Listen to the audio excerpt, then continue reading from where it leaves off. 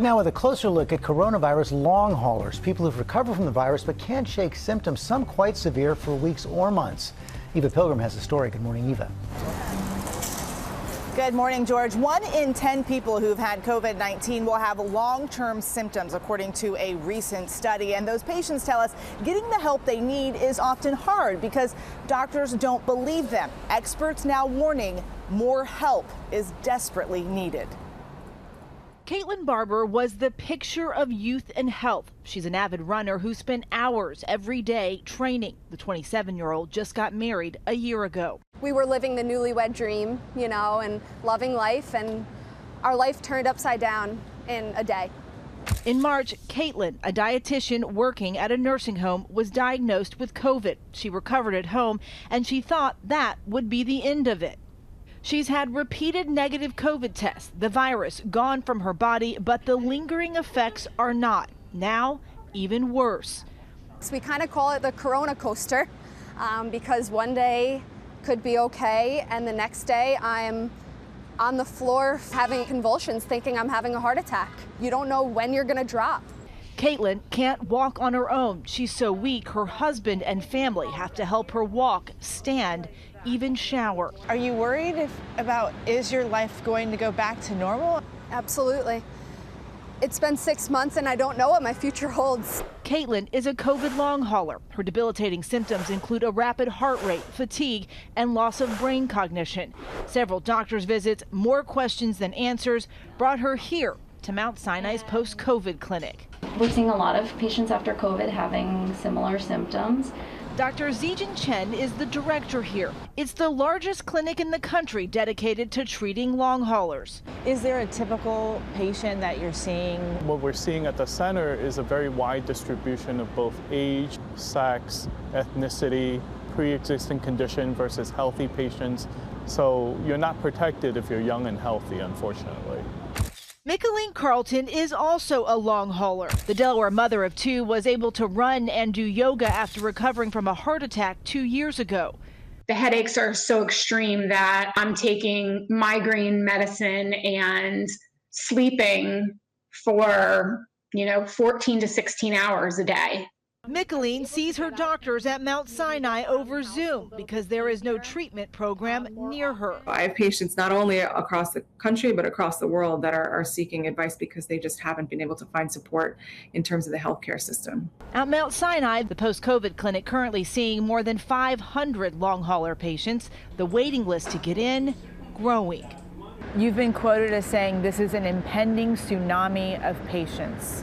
This other group of patients with symptoms that are unrelenting, that need to see many doctors in order to, discuss and treat all of their symptoms.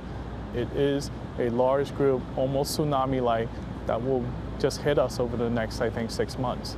Your story, you're sharing it as a warning to other people? I don't share my story because of me. I share my story for everyone else. I want people to see this story and protect themselves. And Dr. Zen telling me that he never expected that there were so many patients at home who had never been hospitalized with these long-term symptoms. A lot of the patients that we've spoken to say they found resources and advice on Facebook support groups, and that's how they found the clinics and the doctors that they're now going to. Robin? Glad to hear that, Eva. Thank you so much. And joining us now is Dr. Jennifer Ashton. And Jen, I'm trying to think, are there any other illnesses that affect patients like we just saw in Eva's report? Well, Robin, imagine how terrifying and frustrating it is to be suffering these symptoms like we just heard, and doctors have never heard of this, they've never seen it, they don't know what causes and they don't know how to treat it. Yes, we've seen other similar syndromes after infections, sometimes after viruses, Epstein-Barr. We've seen it in chronic Lyme. We see it with chronic fatigue syndrome. We've even seen it after SARS.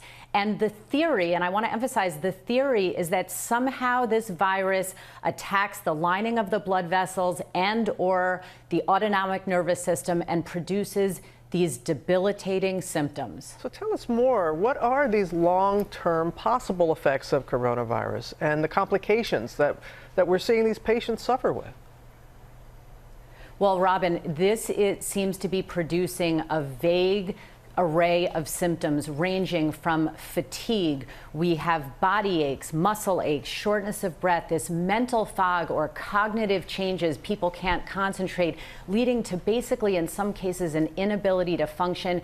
And as we heard, this number seems to be growing. If you remember the tip of the iceberg that we heard from epidemiologists, that so many millions of people may have had COVID, not even be diagnosed, we are talking about potentially a significant number of people. And Jen, a new study out this week about the mental effects of coronavirus. Nearly a third of hospitalized patients experiencing some type of mental dysfunction. So do we know why this is happening?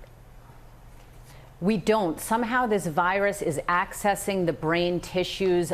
We've seen it again with other types of coronavirus. It's not clear whether it's due to a change in blood supply to the brain or an inflammatory response, but huge numbers for neurologic and mental and psychological effects that, again, we're keeping an eye on. Okay, Jen, thank you so much. And we thank the patients for coming forward to let others know that they're not alone if they're suffering with this post. Thanks so much, Jen.